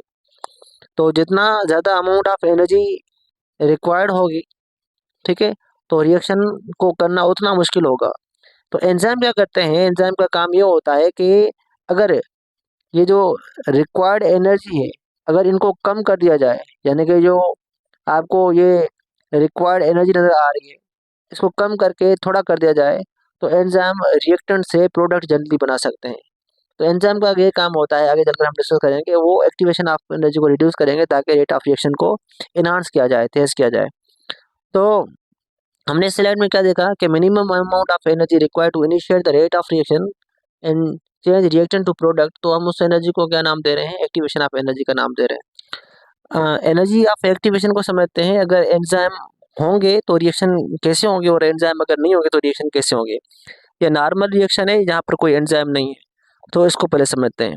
देखिए, यहाँ पर हमें ये फ्रॉग नजर आ रहा है, ये रिएक्टेंट है। अगर ये फ्रॉग इस दीवार को छलांग कर दूसरी तरफ जाएंगे तो इसको हम प्रोडक्ट का नाम देंगे। अगर हमारे पास ये दीवार अगर बहुत ज़्यादा बड़ी है, ये बैरियर बहुत ज़्यादा बड़ा है, तो इनको छलांग लगाने के लिए बहुत ज़्यादा एनर्जी रिक्वायर्ड होगी। अगर ये दीवार छोटी होगी तो छलांग लगाना बहुत ज़्यादा आसान होगी। अब एंजाइम के बगैर जो है ना, एंजाइम के बगैर अगर ये दीवार देखें, रिएक्टेंट से प्रोडक्ट बनने के लिए जो दीवार है ये बहुत ज़्यादा हाई नज़र आ रही है। तो जो हमारे पास ये जो रिएक्टेंट है मालिक्यूल या फ्रॉग्स, इनको कम से कम कितनी एनर्जी चाहिए? कम से कम इतनी एनर्जी इनको दरकार है कि इतना बड़ा ये जंप लगाए कि इस दीवार को छलांग कर ये दूसरी तरफ जाए। अगर हमारे पास एंजाइम्स नहीं होंगे तो इन सबस्ट्रेट को बहुत ज़्यादा एनर्जी रिक्वायर्ड होगी इस दीवार को छलांगने में, ताकि दूसरी तरफ जाए और वो प्रोडक्ट बनाए। यही काम हम बखूबी बहुत आसानी के साथ कर सकते हैं अगर हम दूसरी तरफ देखें। एंजाइम किस तरह से रिएक्टेंट से प्रोडक्ट बनाएंगे? एंजाइम का काम ये होगा कि ये दीवार को छोटी करे। ये जो दीवार है, जो बैरियर है, अगर ये बहुत ज़्यादा छोटी हो जाएगी तो इन रिएक्टेंट से प्रोडक्ट बनने के लिए हमें थोड़ी सी एनर्जी दरकार होगी। तो जो थोड़ी सी एनर्जी दरकार है, मिनिमम अमाउंट ऑफ एनर्जी दरकार है ताकि इन रिएक्टेंट से हम प्रोडक्ट बनाएं, तो रिएक्शन हमारा क्या हो जाएगा? फास्ट हो जाएगा। तो एंजाइम भी यही काम करते हैं। जैसे हमें एक जगह से दूसरी जगह तक जाना है, ए पॉइंट से बी पॉइंट तक, तो मल्टीपल रास्ते होते हैं, जिस तरह से आप फिजिक्स में पढ़ते हो। एक छोटा शॉर्टकट रास्ता होता है जिसको हम डिस्प्लेसमेंट का नाम देते हैं। तो डिस्प्लेसमेंट अगर छोटा होगा तो हमें कम एनर्जी दरकार होगी, हम टारगेट तक पहुंच जाएंगे। तो एंजाइम भी बिल्कुल यूं ही करते हैं कि रिएक्टेंट से प्रोडक्ट बनाने के लिए ऐसा पाथ चूज करेंगे जहां पर हमें थोड़ी सी एनर्जी रिक्वायर्ड हो और हमें अपनी मंजिल जो है, अपनी प्रोडक्ट जो है वो हासिल हो जाए। तो कहने का मतलब ये है कि एंजाइम के काम करने का तरीका बहुत सिंपल है। एंजाइम क्या करेंगे, ये जो बैरियर वाली एनर्जी है जो रिएक्टेंट के अंदर होती है, उस एनर्जी को वो क्या करेंगे, रिड्यूस करेंगे, ताकि रिएक्टेंट से प्रोडक्ट जल्दी बन जाए। अब हम कोशिश करते हैं इस ग्राफ को समझिए। यहाँ पर नजर आ रहा है ये रिएक्टेंट और यहाँ पर नजर आ रही है प्रोडक्ट। इस रिएक्टेंट से प्रोडक्ट बनने के लिए हमें क्या चाहिए, हमें चाहिए एनर्जी, जो कि यहाँ नजर आ रही है वाई एक्सिस पर। तो रिएक्टेंट से प्रोडक्ट बनने के लिए चाहिए एनर्जी, और जितनी एनर्जी चाहिए वो कितनी चाहिए एनर्जी हमें, वो नजर आ रही है यहाँ पर, ये वाली अमाउंट ऑफ एनर्जी, जो कि कम से कम इतनी एनर्जी चाहिए ताकि रिएक्टेंट से क्या बने, प्रोडक्ट बने। अब इतनी एनर्जी अगर दी जाएगी रिएक्टेंट को तो ही जाकर प्रोडक्ट बनेगा, विदाउट एंजाइम्स, एंजाइम अगर नहीं है तो। यही रेट ऑफ रिएक्शन हम फास्ट कर सकते हैं। वो तभी फास्ट होगा, वो कैसे फास्ट होगा, जब हम इसके अंदर एंजाइम डालेंगे। एंजाइम का काम ये होगा कि जो इतना बड़ा पाथ है, इतनी ज़्यादा जो एनर्जी रिक्वायर्ड है, इस अगर एनर्जी रिक्वायर्ड वाला जो पाथ है इसको हम क्या करें, शॉर्ट कर दें। तो एंजाइम रिएक्टेंट से प्रोडक्ट बनाने के लिए वो पाथ चूज करेगा जहां पर बहुत ज़्यादा कम एनर्जी की रिक्वायरमेंट हो। तो ये जो एक्टिवेशन ऑफ एनर्जी है, एंजाइम क्या करेगा, उसको रिड्यूस कर देगा। कम से कम जो एनर्जी है कितनी चाहिए कि रेट ऑफ रिएक्शन स्टार्ट हो, उसको हम एक्टिवेशन ऑफ एनर्जी कहते हैं। तो एंजाइम का काम यही होता है कि एक्टिवेशन ऑफ एनर्जी को रिड्यूस किया जाए। जब एक्टिवेशन ऑफ एनर्जी रिड्यूस होगी, बैरियर एनर्जी रिड्यूस होगी, तो रिएक्टेंट से प्रोडक्ट जल्दी बन जाएगा, और एंजाइम ऐसे ही काम करते हैं। अब हम बात करते हैं फैक्टर्स अफेक्टिंग एंजाइम्स एक्टिविटी। कौन कौन से फैक्टर हैं जो कि एंजाइम की एक्टिविटी के ऊपर असरअंदाज होंगे। तो ये समझने से पहले पहले ये तो समझ लें हम कि रेट ऑफ एंजाइम्स एक्टिविटी किसे कहेंगे। हम कहेंगे कि भाई रेट ऑफ रिएक्शन फास्ट हो रहा है, रेट ऑफ रिएक्शन स्लो हो रहा है, पर पहले पता तो होना चाहिए कि रेट ऑफ एंजाइम्स एक्टिविटी है क्या। तो डिफाइन करते हैं। हमारे पास जो सबस्ट्रेट की जो क्वांटिटी है, उसको हमें करना होगा चेंज प्रोडक्ट में, 1 सेकंड के अंदर या 1 यूनिट टाइम के अंदर। 1 यूनिट टाइम के अंदर कितना रिएक्टेंट प्रोडक्ट में चेंज हो रहा है, उसको हम कहेंगे रेट ऑफ एंजाइम एक्टिविटी। और मिसाल, अगर हमारे पास 10 सबस्ट्रेट है और उससे 20 प्रोडक्ट बन रही हैं, सबस्ट्रेट टूट रहा है और 20 प्रोडक्ट बन रही है, और 1 सेकंड के अंदर एक रिएक्शन ये हो रहा है। दूसरा, 1 सेकंड के अंदर 20 सबस्ट्रेट से 40 प्रोडक्ट बन रही है, दूसरा रिएक्शन ये हो रहा है। पहले रिएक्शन को ए का नाम देते हैं, दूसरे रिएक्शन को बी का नाम देंगे। तो अगर मैं आपसे पूछूं कि रिएक्शन कौन सा ज़्यादा फास्ट है, तो ऑफ कोर्स आपका जवाब बी होगा, क्योंकि बी में ज़्यादा सबस्ट्रेट से ज़्यादा प्रोडक्ट बन रही है, टाइम दोनों में सेम लग रहा है। तो 1 सेकंड के अंदर या 1 यूनिट टाइम के अंदर कितने रिएक्टेंट से कितने प्रोडक्ट बन रहे हैं, उसको हम रेट ऑफ एंजाइम्स एक्टिविटी कहेंगे। अगर बहुत ज़्यादा हायर प्रोडक्ट होगा पर सेकंड, तो उसका मतलब है एंजाइम की जो एक्टिविटी है वो बहुत ज़्यादा ग्रेटर है। और अगर प्रोडक्ट कम है पर सेकंड, तो एंजाइम्स की एक्टिविटी वो बहुत ज़्यादा स्लो है। अब हम समझते हैं कि वो कौन कौन से फैक्टर हैं जो एंजाइम की एक्टिविटी के ऊपर असरअंदाज होंगे। तो पहला फैक्टर है टेम्परेचर, दूसरा फैक्टर है पीएच, तीसरा एंजाइम कंसंट्रेशन, चौथा हमारे पास है सबस्ट्रेट की कंसंट्रेशन। वन बाय वन करके इन सबको देखने की कोशिश करते हैं। टेम्परेचर। तो टेम्परेचर को समझने से पहले एक थोड़ा सा मैं आपके माइंड में खाका बनाने की कोशिश करूंगा। टेम्परेचर का क्या रोल है। मान लेते हैं कि ये आपको गोल दायरा नजर आ रहा है, ये सेल है। ये जो गोल दायरा नजर आ रहा है ये सेल है। ये भी गोल दायरा एक सेल नजर आ रहा है, ये भी गोल दायरा हमें नजर आ रहा है, ये सेल है। तो हमारे पास सपोज 3 किस्म के सेल पड़े हुए हैं। अब इन सेल के अंदर साइटोप्लाज्म होगा, साइटोप्लाज्म के अंदर बहुत सारे एंजाइम और बहुत सारे सबस्ट्रेट है। मान लेते हैं सब में सबस्ट्रेट की कंसंट्रेशन एक जैसी है, और सब में एंजाइम की कंसंट्रेशन भी एक जैसी है, और एंजाइम भी एक जैसा है। मगर जो फर्क है वो क्या है, वो टेम्परेचर का है। तो पहला जो सेल है, इस सेल को अगर हम देखें, इस सेल का टेम्परेचर 0 डिग्री सेल्सियस है, सपोज इसका 10 और इसका 20 डिग्री सेल्सियस है। तो होगा क्या, 0 डिग्री सेल्सियस पर आपको पता है ये सेल तो बर्फ ही बन जाएगा ऑलमोस्ट। तो इसके अंदर जो साइटोप्लाज्म है वो तो बर्फ बन गया है, तो इसके अंदर काइनेटिक एनर्जी बहुत ज़्यादा कम होगी वाटर मॉलिक्यूल की, और वो इतना ज़्यादा मूव नहीं करेंगे। दूसरा, इसका दूसरे सेल का सपोज टेम्परेचर हमने रखा है 10। तो 10 टेम्परेचर में इसके अंदर जो वाटर मॉलिक्यूल है उसके अंदर मूवमेंट शो होगी, और 20 वाले में थोड़ा सा ज़्यादा साइटोप्लाज्म मूव करेगा, क्योंकि हमें पता है अगर हम टेम्परेचर बढ़ाएंगे तो काइनेटिक एनर्जी मॉलिक्यूल की बढ़ेगी। तो हमें ये समझ में आ रहा है कि टेम्परेचर बढ़ाने से इसके अंदर जो साइटोप्लाज्म है उनके अंदर मूवमेंट वो है बढ़ेगी। अब साइटोप्लाज्म की मूवमेंट बढ़ने से क्या फ़ायदा, साइटोप्लाज्म की मूवमेंट बढ़ेगी तो हमें पता है अगर सब में एंजाइम और सबस्ट्रेट पड़े हुए हैं तो वो भी मूव करेंगे। टेम्परेचर जितना ज़्यादा बढ़ाएंगे सबस्ट्रेट उतना ज़्यादा तेज़ी के साथ मूव करेंगे और एंजाइम भी उतना ज़्यादा तेज़ी के साथ मूव करेंगे। तो उसकी जो स्पीड है मूवमेंट की वो बढ़ जाएगी। तो हम कह सकते हैं टेम्परेचर की वजह से जो मॉलिक्यूल्स साइटोप्लाज्म के अंदर है वो फास्ट मूव करेंगे। तो चांसेस बढ़ जाएंगे कि सबस्ट्रेट जो है वो एंजाइम के साथ बाइंड हो अगर टेम्परेचर बढ़ाएंगे, क्योंकि टेम्परेचर बढ़ेगा काइनेटिक एनर्जी बढ़ेगी, सबस्ट्रेट और एंजाइम फॉर्मेशन या सबस्ट्रेट और एंजाइम का कोलिजन जो है वो इफेक्टिव होने के चांसेस बढ़ जाएंगे। तो हम यूँ कह सकते हैं कि अगर जितना ज़्यादा टेम्परेचर हम बढ़ाएंगे उतना ज़्यादा सबस्ट्रेट और एंजाइम आपस में कोलाइड करेंगे और उतना ज़्यादा चांसेस है कि एक्टिव साइट जो है उसकी वो सबस्ट्रेट के साथ बाइंड हो। अगर एक्टिव साइट सबस्ट्रेट के साथ बाइंड होगी तो रिएक्शन उतना ज़्यादा फास्ट होगा। तो टेम्परेचर का क्या इफेक्ट हो रहा है? टेम्परेचर की वजह से रेट स्पीड ऑफ रिएक्शन जो है वो बढ़ सकती है, क्योंकि स्पीड ऑफ जो रिएक्शन है वो डिपेंड करता है हाउ मॉलिक्यूल्स मूव। अगर मॉलिक्यूल ज़्यादा मूव कर रहे हैं इसका मतलब एंजाइम और सबस्ट्रेट ज़्यादा मूव कर रहेंगे। अगर वो ज़्यादा मूव करेंगे एंजाइम और सबस्ट्रेट तो इफेक्टिव कोलिजन होने के चांसेस ज़्यादा हैं। इफेक्टिव कोलिजन से मुराद सबस्ट्रेट का एक्टिव साइट के साथ बाइंड होना। टेम्परेचर बढ़ाने से क्या होगा कि सबस्ट्रेट और एंजाइम जो है ज़्यादा से ज़्यादा उनके पास चांसेस होंगे कि वो आपस में कंबाइन हो। जब मोर सबस्ट्रेट्स एंजाइम के साथ आएंगे, रीच करेंगे और उसके साथ कंबाइन होंगे तो higher the chances of reaction होंगे। तो हमें पता है अगर हम बात करें 0 डिग्री सेल्सियस की तो 0 डिग्री सेल्सियस में क्या होगी, मूवमेंट बहुत ज़्यादा स्लो होगी। 10 डिग्री सेल्सियस पे मूवमेंट बढ़ेगी, 20 डिग्री सेल्सियस पे मूवमेंट और बढ़ेगी, 30 डिग्री सेल्सियस पर मूवमेंट और बढ़ेगी। तो जितने जितने हम टेम्परेचर बढ़ा रहे हैं मूवमेंट मॉलिक्यूल की बढ़ रही है, एंजाइम और सबस्ट्रेट जो है आपस में कंबाइन होने के चांसेस उनके बढ़ रहे हैं। 37 पर और बढ़ेगी।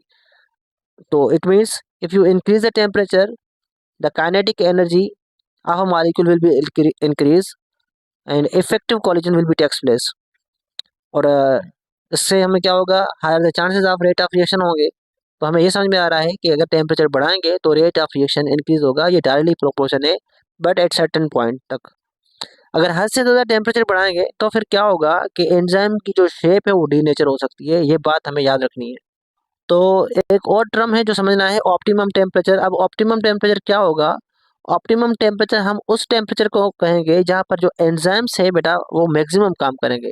जब एंजाइम मैक्सिमम टेम्परेचर पर जब एंजाइम मैक्सिमम जो है वो काम कर रहे हो पर्टिकुलर टेम्परेचर पर, वो पर्टिकुलर टेम्परेचर ऑप्टिमम टेम्परेचर कहलाता है एंजाइम्स का। यहाँ पर इस स्लाइड में दिखाया गया है कि मोस्ट ऑफ द जो एंजाइम्स हमारे पास हैं हायर एनिमल के अंदर, उनका जो ऑप्टिमम टेम्परेचर होगा जहाँ पर एंजाइम ज़्यादा से ज़्यादा रेट ऑफ रिएक्शन को प्रोसीड करेंगे वो 25 टू 40 डिग्री सेल्सियस तक होगा।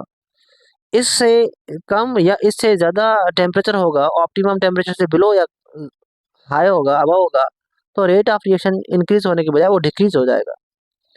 और अगर हम इनमें से देखें 25 टू 42 डिग्री सेल्सियस में कौन सा ऐसा पॉइंट है जहाँ पर एंजाइम ज़्यादा एक्टिव नज़र आएंगे हमें, तो वो 37 डिग्री सेल्सियस है जहाँ पर हाईली एक्टिव एंजाइम नज़र आते हैं। अगर टेम्परेचर को हम हद से ज़्यादा बढ़ा दें तो फिर क्या होगा, जैसे कि 100 डिग्री सेल्सियस, तो हमारे पास जो एंजाइम्स हैं वो डी नेचर हो जाएंगे। अब हम बात करते हैं मैक्सिमम टेम्परेचर की क्या है। अब हम बात करेंगे मैक्सिमम टेम्परेचर की। मैक्सिमम टेम्परेचर वो टेम्परेचर होगा जिस पॉइंट पर एंजाइम्स जो हैं वो डीनेचरेशन शो करें, वो अपनी शेप चेंज करें, वो अपनी शेप में बिगाड़ लाएं, ऐसे टेम्परेचर को हम मैक्सिमम टेम्परेचर कहेंगे। अगर हम बात करें 0 डिग्री सेल्सियस की तो 0 डिग्री सेल्सियस पर एंजाइम्स जो है वो डिस्ट्रॉय तो नहीं होते मगर वो इनएक्टिव ज़रूर हो जाते हैं, वो अपनी एक्टिविटी को रिड्यूस करते हैं। और अगर ये रिड्यूस करते हैं 0 डिग्री सेल्सियस पर तो अगर कम से कम इनको कितना टेम्परेचर दिया जाए, ये जो एंजाइम डिस्ट्रॉय नहीं हुए हैं मगर इनएक्टिव हुए हैं, इन इनएक्टिव एंजाइम को दोबारा एक्टिव करने के लिए मिनिमम कितना टेम्परेचर दिया जाए कि वो एक्टिव हो जाएं, ऐसे टेम्परेचर को हम नाम देते हैं मिनिमम टेम्परेचर का। तो मिनिमम टेम्परेचर वो टेम्परेचर होता है, मिनिमम टेम्परेचर हमारे पास वो टेम्परेचर होगा या वो पॉइंट होगा जहाँ पर एंजाइम इनएक्टिव से दोबारा एक्टिव हो जाएंगे। ऐसे टेम्परेचर को हम मिनिमम टेम्परेचर का नाम दे रहे हैं। मैक्सिमम में डीनेचर हो रहे हैं और मिनिमम टेम्परेचर पे एंजाइम रिएक्टिव हो रहे हैं, अगेन एक्टिव हो रहे हैं। अच्छा, यहाँ पर एक और बात लिखी है, थर्मोफिलिक बैक्टीरिया। तो थर्मोफिलिक बैक्टीरिया वो बैक्टीरिया होते हैं जो ऑप्टिमल टेम्परेचर जो इनका होता है वो 70 डिग्री सेल्सियस तक होता है, यानी कि वो ज़्यादा टेम्परेचर को बर्दाश्त कर सकते हैं। तो ऐसे एंजाइम जो ज़्यादा टेम्परेचर तक ऐसे बैक्टीरिया जो ज़्यादा टेम्परेचर तक भी अपने आप को सर्वाइव रख पाएँ, उनको हम थर्मोफिलिक बैक्टीरिया कहेंगे। थर्मो हीट को कहते हैं, फिलिक मतलब लविंग, थर्मोफिलिक बैक्टीरिया।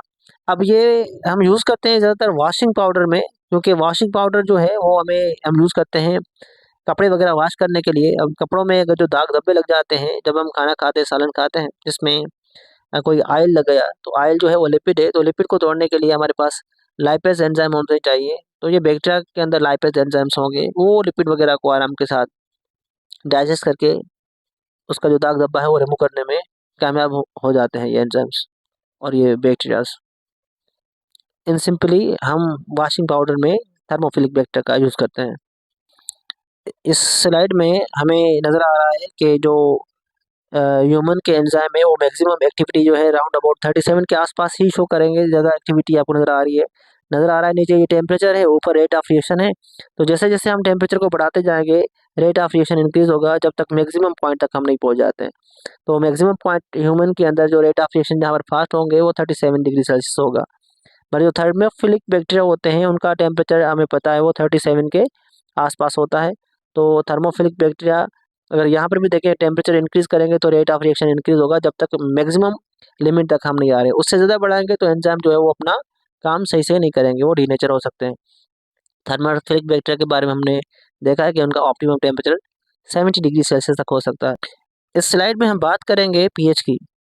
तो पर्टिकुलर एंजाइम जो है वो वर्क करते हैं पर्टिकुलर पीएच पर, ये हमें पता है। जैसे हमारे पास अमाइलेज है, वो तब काम करेंगे जब पीएच जो है वो अल्कलाइन होगी। पेप्सिन है, वो तब काम करेगा जब एसिडिक पीएच होगी। अगर इनकी पीएच में थोड़ी सी भी अगर चेंजिंग कर दें हम, तो हमें पता है जो एंजाइम्स हैं वो प्रोटीन के बने होते हैं, और प्रोटीन के अंदर अमीनो एसिड्स होते हैं। पीएच चेंज करने से वो आयोनाइज हो जाएंगे। तो जब अमीनो एसिड आयनाइज हो जाएंगे तो उसका मतलब ये हुआ कि जो एंजाइम है उसके अंदर कुछ चेंजिंग आ जाएगी शेप में। जब उनकी शेप में चेंजिंग आ जाएगी तो वो एक्टिव नहीं ना होकर वो इनएक्टिव हो जाएंगे। इन सिंपली पीएच चेंज करने से एंजाइम इनएक्टिव हो जाते हैं, और पर्टिकुलर पीएच पर पर्टिकुलर एंजाइम काम करते हैं। जैसे हमारे पास नज़र आ रहा है यहाँ पर पेप्सिन लिखा हुआ, ये पेप्सिन की जो रेंज है काम करने की वो 1.5 से 2.5 तक अगर पीएच हो, एसिडिक पीएच हो, तब काम करेंगे ये। बेस्ट काम करेंगे तकरीबन, ये ऑप्टिमम एक्टिविटी शो करेंगे 1.4 पर। कहीं पर 1.5 भी नजर आएगा आपको। ऑप्टिमम जो पीएच है पेंक्रियाटिक अमाइलेज की वो 8.5 हमें नजर आ रही है। इस ग्राफ में हमें नजर आ रहा है नीचे ये पीएच शो की गई है 1 2 3 4 से लेकर 10 तक। और यहाँ ऊपर जो वाई एक्सिस में हमें वर्टिकल जो एक्सिस नजर आ रही है, वाई एक्सिस, यहाँ रेट ऑफ रिएक्शन शो किया गया है। एक्स एक्सिस पर पीएच है, वाई एक्सिस पर रेट ऑफ रिएक्शन है। तो पेप्सिन की पीएच कहाँ पर ज़्यादा है, तो ये राउंड अबाउट 1.5 के आसपास है। सिलाइवरी अमाइलेज ये अल्कलाइन मीडियम पर ज़्यादा काम करते हैं, और ये अल्कलाइन फास्फेटेज भी अल्कलाइन मीडियम पर ज़्यादा काम करते हैं। इस ग्राफ में हमें ये नज़र आ रहा है। अब हम बात करेंगे एंजाइम कंसंट्रेशन की। सपोज हमारे पास ये दो सेल नज़र आ रहे हैं, मान लो ये सर्किल जो नज़र आ रहा है ये दो सेल है हमारे पास। एक से दोनों के अंदर अमाउंट ऑफ सबस्ट्रेट बराबर पड़े हुए हैं। तो मगर एक सेल के अंदर सपोज 10 एंजाइम है और दूसरे सेल के अंदर 20 एंजाइम है।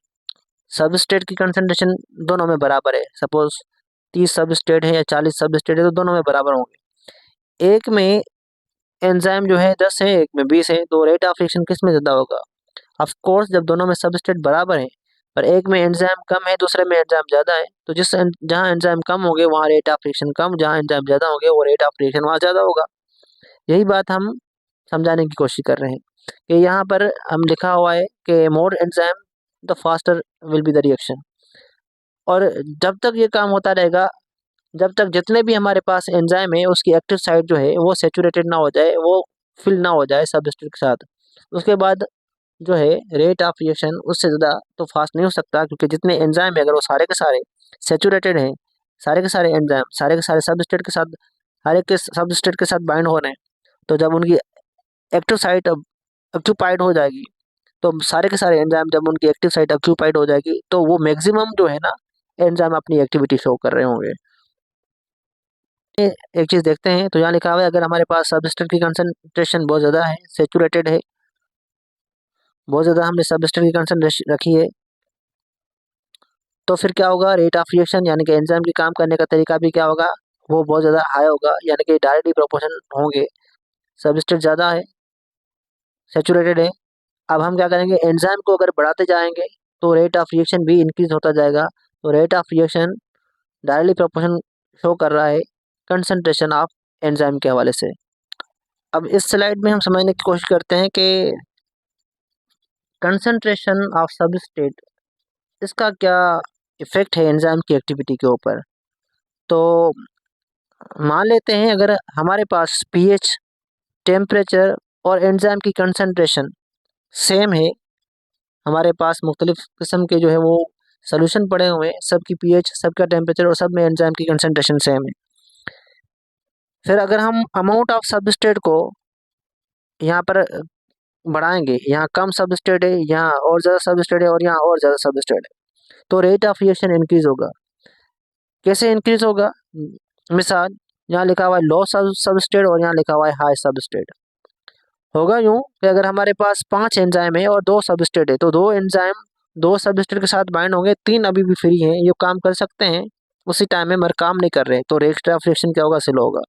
दूसरी तरफ देखें, हमारे पास 5 एंजाइम है और बहुत ज़्यादा सबस्ट्रेट है, तो सारे के सारे एंजाइम, अगर 5 है तो पाँचों के पाँचों एंजाइम वो सबस्ट्रेट के साथ बाइंड होते हुए नजर आएंगे और वो ज़्यादा रिएक्शन परफॉर्म करेंगे। दो सबस्ट्रेट बाइंड होंगे, सपोज 4 प्रोडक्ट बनेगी, 5 सबस्ट्रेट बाइंड हो रहे हैं तो सपोज 10 प्रोडक्ट बनेगी। अगर 1 सेकंड में 2 एंजाइम काम कर रहे हैं, दूसरी तरफ देखें 1 सेकंड में 5 एंजाइम का काम कर रहे हैं, तो डेफिनेटली जहाँ पर ज़्यादा एंजाइम काम करेंगे तो रेट ऑफ रिएक्शन वहाँ क्या होगा, इंक्रीज होगा, क्योंकि ज़्यादा एंजाइम के पास ज़्यादा एक्टिव साइट होगी और ज़्यादा एक्टिव साइट ज़्यादा सबस्ट्रेट के साथ बाइंड होगी और ज़्यादा सबस्ट्रेट के साथ बाइंड होने का मतलब ज़्यादा रेट ऑफ रिएक्शन का होना है।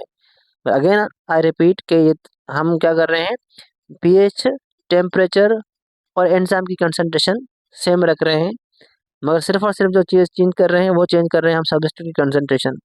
तो सबस्ट्रेट की कंसंट्रेशन अगर हम बढ़ाएंगे तो रिएक्शन भी क्या होगा, वो राइज होगा, इंक्रीज होगा, जब तक एंजाइम सारे के सारे सेचुरेटेड ना हो जाए, सेचुरेशन ना हो जाए एंजाइम की। सेचुरेशन से मुराद जितने भी यहाँ पर ये एंजाइम नज़र आ रहे हैं, इनकी एक्टिव साइट के साथ सबस्ट्रेट अगर बाइंड हो गई तो हम नाम देंगे अब ये सारे के सारे एंजाइम सेचुरेशन शो कर रहे हैं। अब ये जब ये सेचुरेशन वाला पॉइंट आ जाएगा, इससे ज़्यादा एंजाइम की एक्टिविटी इनहांस नहीं हो सकती। अब थोड़ा समझते हैं इस ग्राफ को। यहाँ एक्स एक्सिस में हमें सबस्ट्रेट की कंसंट्रेशन नज़र आ रही है, वाई एक्सिस में रेट ऑफ रिएक्शन नज़र आ रहा है, और यहाँ एक पॉइंट नज़र आ रहा है जिसको हमने मार्क किया हुआ है एक्स के साथ। तो अगर हम यूँ बढ़ेंगे एक्स एक्सिस की तरफ, तो इसका मतलब ये होगा कि सबस्ट्रेट की कंसंट्रेशन बढ़ेगी, और अगर हम ऊपर जाएंगे तो हम क्या कहेंगे, रेट ऑफ रिएक्शन बढ़ रहा है। तो जैसे जैसे हम आगे बढ़ेंगे, सबस्ट्रेट की कंसंट्रेशन जैसे जैसे बढ़ाएंगे हम, तो रेट ऑफ रिएक्शन भी इंक्रीज होगा, और सबस्ट्रेट की कंसंट्रेशन बढ़ाएंगे तो रेट ऑफ रिएक्शन और भी बढ़ जाएगा, अनटिल और अनलेस, जब तक हम सारे के सारे एंजाइम के साथ जितनी भी उसकी एक्टिव साइट है, तमाम तर जो एंजाइम पड़े हुए हैं, अगर 5 है तो पाँचों के 5 एंजाइम, जब तक उनकी एक्टिव साइट के साथ सबस्ट्रेट बाइंड नहीं हो जाता, तब तक हम सबस्ट्रेट को बढ़ाते जाएंगे तो रेट ऑफ रिएक्शन ज़्यादा होगा। एक पॉइंट ऐसा आएगा जिसको हम सेचुरेशन पॉइंट करेंगे, जिसमें तमाम तरह एंजाइम्स की एक्टिव साइट बाइंड हो जाएगी सबस्ट्रेट के साथ, तो उससे ज़्यादा एंजाइम रिएक्शन परफॉर्म फास्ट नहीं कर सकते। तो हमें ये ग्राफ जो है वो एक स्ट्रेट लाइन में शो होता हुआ नज़र आएगा। इसका मतलब ये है कि ये एक्स एक्सिस में ग्राफ जो बढ़ रहा है, सबस्ट्रेट की कंसंट्रेशन आप बढ़ा रहे हो, और ये ऊपर नहीं जा रहा क्योंकि रेट ऑफ रिएक्शन बढ़ नहीं रहा। तो ये हमें ग्राफ ये बता रहा है, ये ग्राफ भी हमें बता रहा है कि अगर हमारे पास सबस्ट्रेट की कंसंट्रेशन एक्स एक्सिस पर है, वाई एक्सिस पे रेट ऑफ रिएक्शन है, अगर हमारे पास एंजाइम यहाँ नज़र आ रहे हैं मगर सबस्ट्रेट कम है, तो रेट ऑफ रिएक्शन स्लो है, और यहाँ जितने भी एंजाइम है और वो तमाम तरह सबस्ट्रेट के साथ बाइंड हो गए, तो यहाँ पर रेट ऑफ रिएक्शन जो है वो मैक्सिमम होगा, इससे बढ़कर मैक्सिमम नहीं हो सकता। इसके बाद लाइन जो है वो जिसे हॉरिजॉन्टल नज़र आएगी, आपको वाई एक्सिस पर ऊपर जाते हुए नज़र नहीं आएगी। पर याद रखिएगा, हाई कंसंट्रेशन भी एक हद होती है उसकी भी ना, अगर उससे भी ज़्यादा अगर कंसंट्रेशन सबस्ट्रेट की बहुत ज़्यादा हाई हो जाए, तो फिर क्या होगा, रेट ऑफ रिएक्शन बजाय इंक्रीज होने के, इनहांस होने के, वो रेट ऑफ रिएक्शन क्या होगा, रिटार्डेड हो जाएगा। इसके पीछे दो रीज़न है।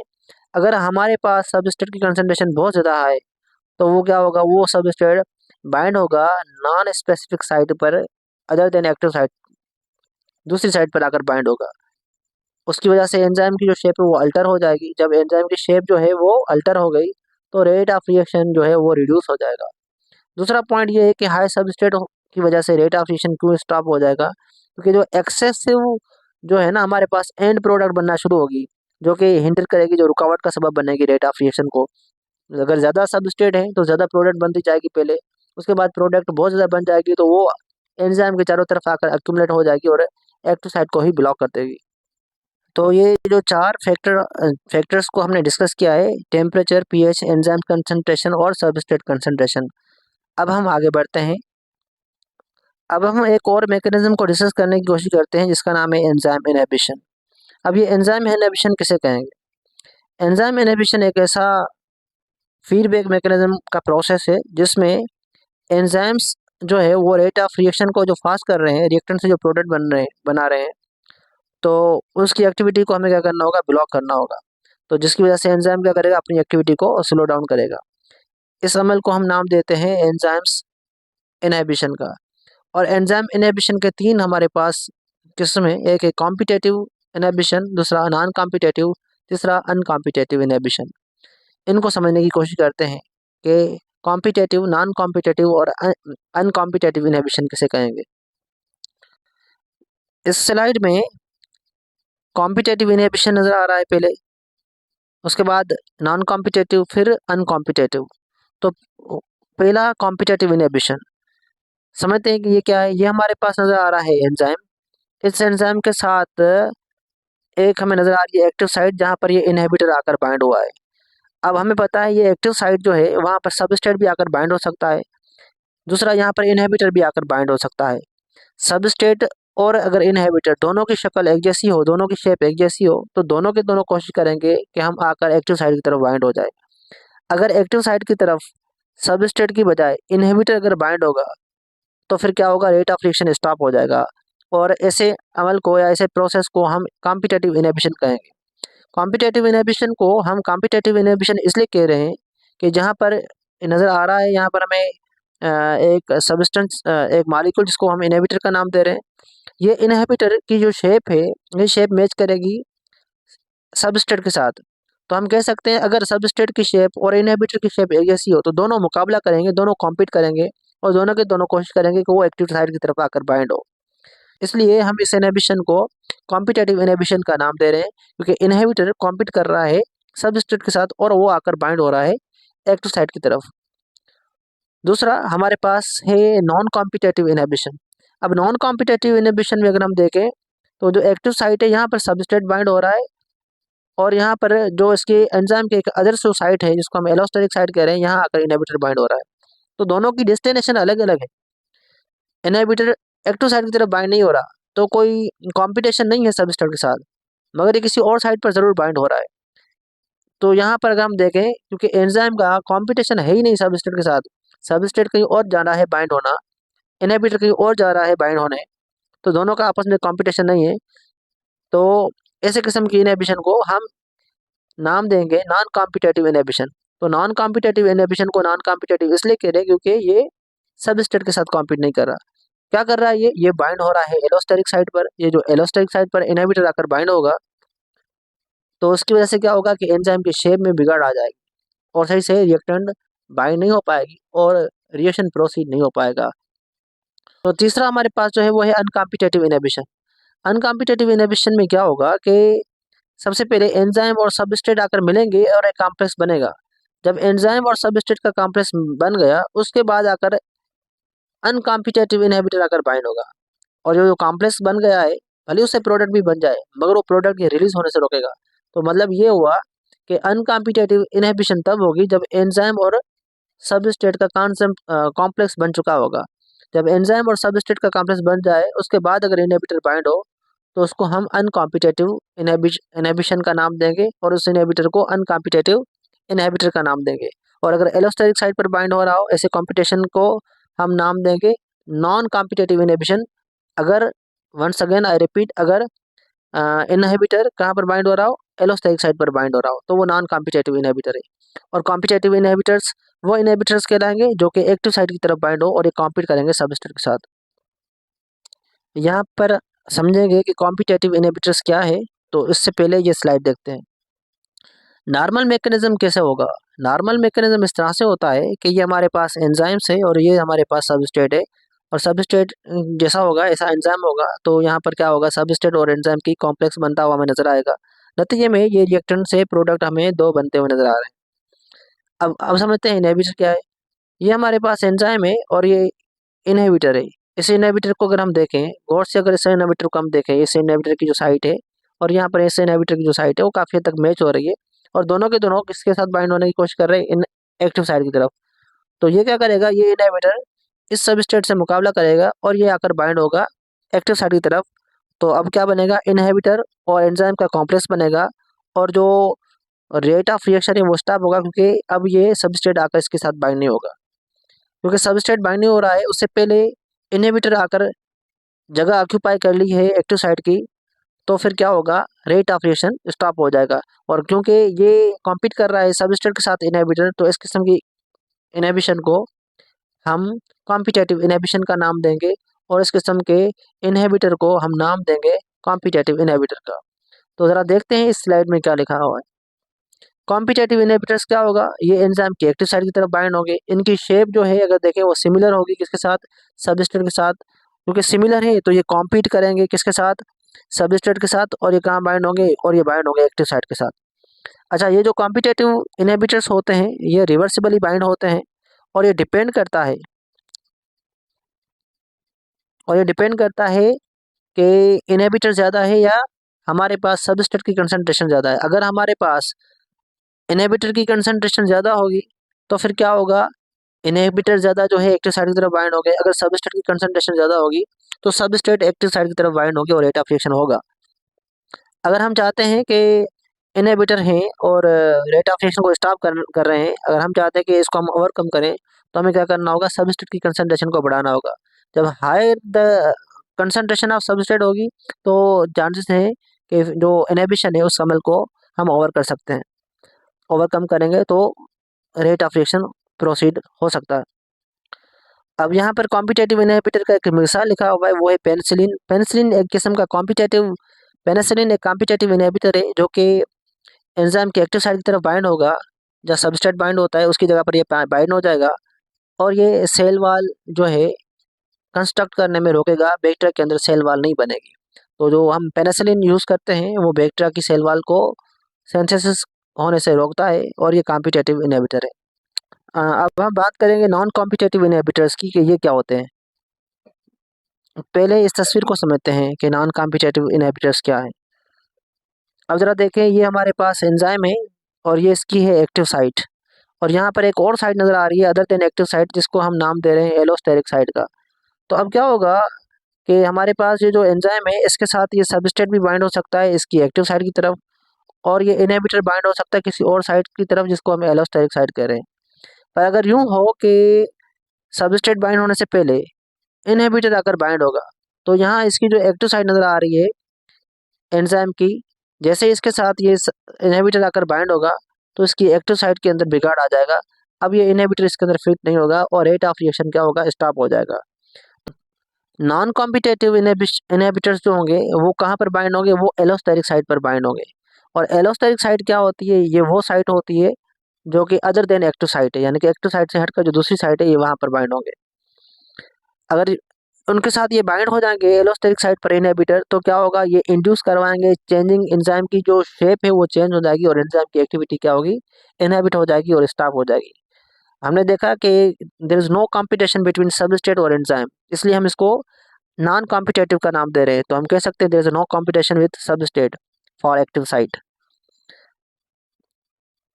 तो इसकी जो इनहिबिशन जो है ना वो डिपेंड नहीं करती सबस्ट्रेट की कंसंट्रेशन पर, ठीक है। तो degree of inhibition not affected by the substrate concentration, क्योंकि इनके साथ कोई कंपटीशन है ही नहीं। हाँ, पर ये जरूर डिपेंड करता है कि इनहिबिटर हमारे पास उसकी कंसंट्रेशन कितनी ज़्यादा है और उसकी एफिनिटी कितनी ज़्यादा है, कितना मजबूती के साथ वो एंजाइम के साथ बाइंड हो रहे हैं। इनहिबिटर ज़्यादा है तो ज़्यादा वो बाइंड हो जाएंगे एलोस्टेरिक साइट पर, और अगर उनकी एफिनिटी ज़्यादा है और ज़्यादा देर तक एंजाइम के साथ बाइंड होंगे तो रेट ऑफ रिएक्शन उतना ही ज़्यादा स्लो रहेगा। अब हम समझते हैं कि अनकॉम्पिटेटिव इनहिबिटर क्या है। इसके लिए फिर ये तस्वीर हम देखेंगे पहले। अब अनकॉम्पिटेटिव जो इनहिबिटर्स है वो कैसे काम करेंगे। ये हमारे पास एंजाइम है, ये इसकी एक्टिव साइट है और ये इसकी दूसरी साइड नज़र आएगी जहाँ पर इनहिबिटर आकर बाइंड होगा। तो पहले क्या होता है कि एंजाइम और यहाँ पर सबस्ट्रेट का एक कॉम्प्लेक्स बनेगा। जैसे एंजाइम और सबस्ट्रेट का कॉम्प्लेक्स बना, उसके बाद आकर क्या होगा, इनहिबिटर यहाँ आकर बाइंड होगा और इसकी प्रोडक्ट को रिलीज होने से रोकेगा। अब यहाँ इस स्लाइड के अंदर हम दोबारा वापस आते हैं और समझने की कोशिश करते हैं कि अनकॉम्पिटेटिव इनहिबिटर्स क्या हैं।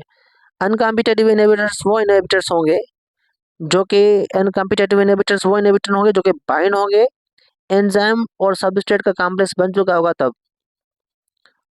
अच्छा, उसके बाद क्या होगा, जो एंजाइम के साथ जब ये बाइंड होंगे, और ये बाइंड तब होंगे जब एंजाइम और सबस्ट्रेट का कॉम्प्लेक्स बन चुका होगा, तो उसके बाद क्या होगा, ये कॉम्प्लेक्स को ये स्टॉप कर देंगे और उसको कहेंगे कि भाई अब प्रोडक्ट रिलीज करने की आपको कोई ज़रूरत नहीं है। अगर प्रोडक्ट रिलीज नहीं होगी तो न्यू सबस्ट्रेट आकर बाइंड नहीं होंगे तो रेट ऑफ रिएक्शन स्लो हो जाएगा। तीसरी बात, ये बाइंड कहाँ पर होंगे, ये अदर देन एक्टिव साइट या डिफरेंट साइट पर बाइंड होंगे जो कि एक्टिव साइट से हट करे, जहाँ पर सबस्ट्रेट बाइंड हो रहे हैं उससे हट करे। अच्छा, नोट करने की बात ये है कि अगेन आई रिपीट कि ये तभी बाइंड होंगे जब एंजाइम और सबस्ट्रेट का कॉम्प्लेक्स फॉर्म हो चुका होगा।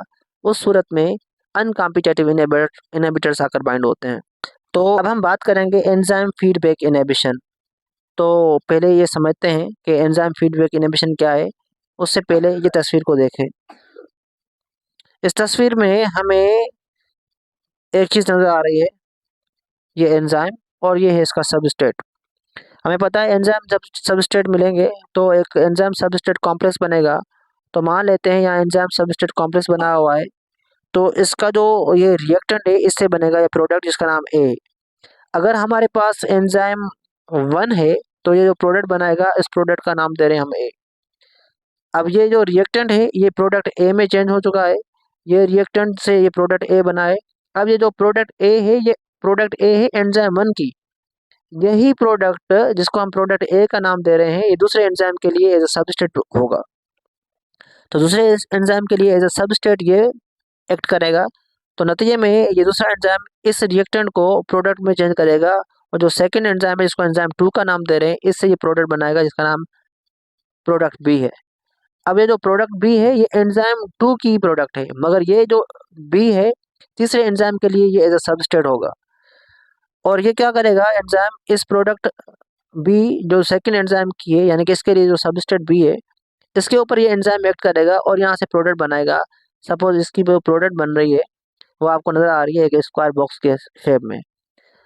अगर हमारे पास ये तमाम तर एंजाइम पड़े हुए हैं, एंजाइम 1, एंजाइम 2 और एंजाइम 3, और हमारे पास सबस्ट्रेट बहुत सारी पड़ी हुई है जो कि ये ट्रायंगल शेप में नजर आ रही है, तो इससे क्या बनेगा, एक एंजाइम काम करेगा एंजाइम 1 और प्रोडक्ट बनाएगा ए।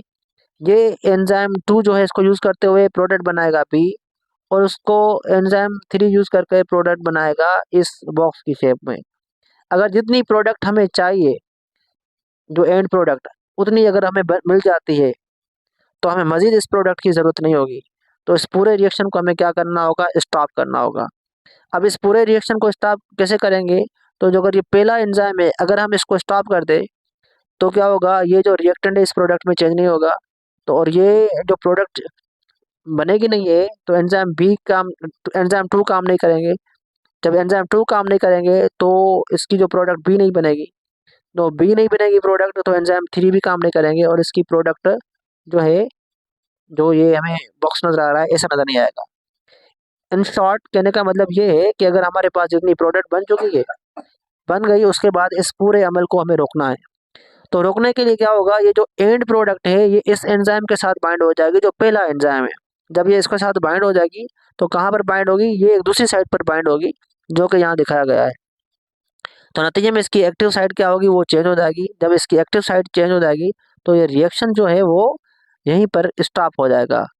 तो एंजाइम जो है, एंजाइम को रिएक्टेंट जितना ज़्यादा दिया जाएगा उतनी ज़्यादा प्रोडक्ट बनते हुए हमें नज़र आएगी। मगर जितनी रिएक्टेंट देंगे उतना ज़्यादा प्रोडक्ट बनेगा, मगर जितना प्रोडक्ट हमें एक्वायर हो गया तो यही ज़्यादा प्रोडक्ट क्या करेगा, फर्स्ट एंजाइम को आकर इनएक्टिवेट कर देगा। इसी को हम एंजाइम फीडबैक इनहिबिशन का नाम देते हैं। अब दोबारा आते हैं स्लाइड की तरफ। तो हमने क्या देखा, हमने ये देखा कि जो फीडबैक इनहिबिशन है इसकी वजह से एंजाइम की जो एक्टिविटी है उसको हम रेगुलेट कर रहे हैं, और जो फाइनल प्रोडक्ट बन रही थी वो बाइंड हो रही थी इनिशियल एंजाइम के साथ, फर्स्ट एंजाइम के साथ, और उसकी एक्टिविटी को स्टॉप कर रही थी, उसका रेट ऑफ रिएक्शन स्लो कर रही थी। इससे होगा क्या कि जो एंड प्रोडक्ट है वो एक्सेसिव अमाउंट में नहीं बनेगी, और जो सेलुलर जो हेल्थ है वो मेंटेन रहेगी और वो बैलेंस पे रहेगा सेल।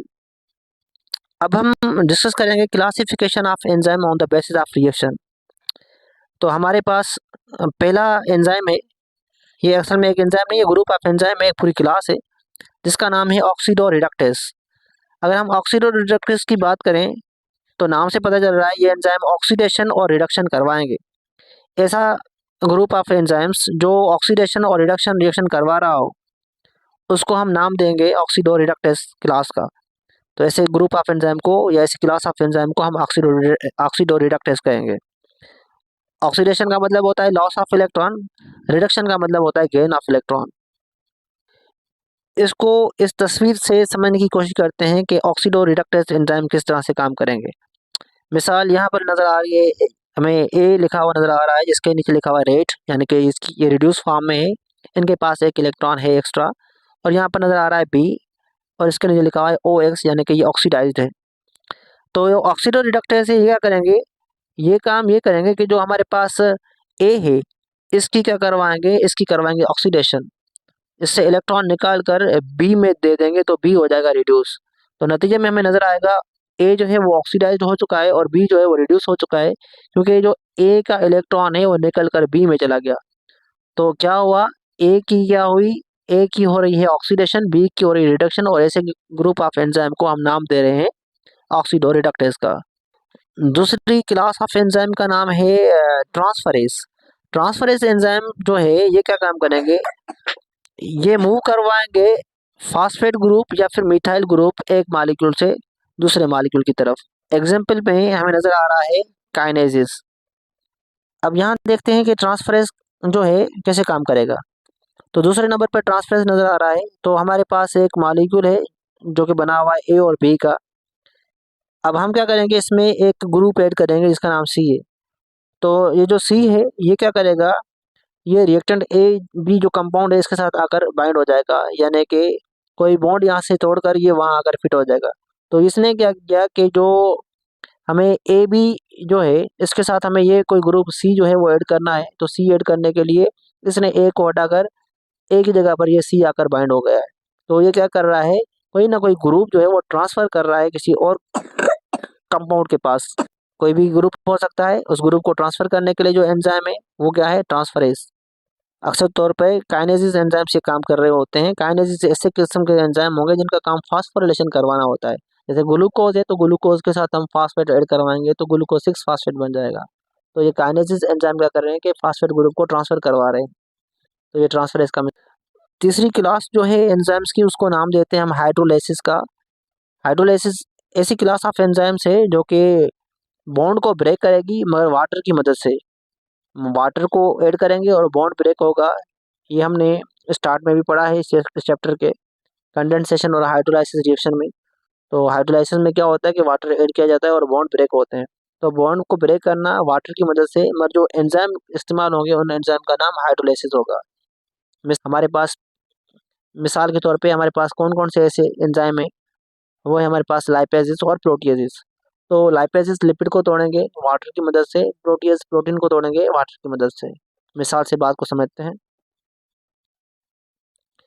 अब यहाँ पर हमें तीसरे नंबर पे नजर आ रहा है हाइड्रोलाइसिस। ये हमारे पास रिएक्टेंट है, ये हमारे पास रिएक्टेंट है, ए और बी मिले हुए हैं। हम क्या करेंगे, वाटर ऐड करेंगे। वाटर ऐड करने से क्या होगा, हाइड्रोलाइसिस एंजाइम वाटर को इस्तेमाल करते हुए ए और बी को तोड़ेंगे, और जब ए और बी का जो बॉन्ड टूटेगा वाटर की मदद से टूटेगा। तो वाटर H2O एक हाइड्रोजन और एक OH का बना हुआ है। तो वाटर का H जो है वो A के साथ जुड़ जाएगा और OH जो है वो B के साथ जुड़ जाएगा। इस तरह से A और B जो मिले हुए थे अब वो अलग अलग हो जाएंगे।